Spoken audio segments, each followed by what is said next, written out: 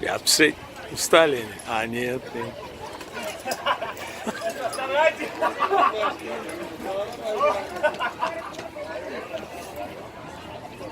Итак, мы находимся в столице Иордании Аммане.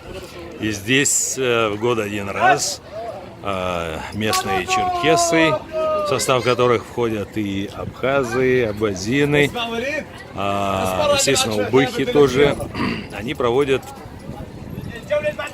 так называемый день, открытый день. Выиграл правый. Отлично.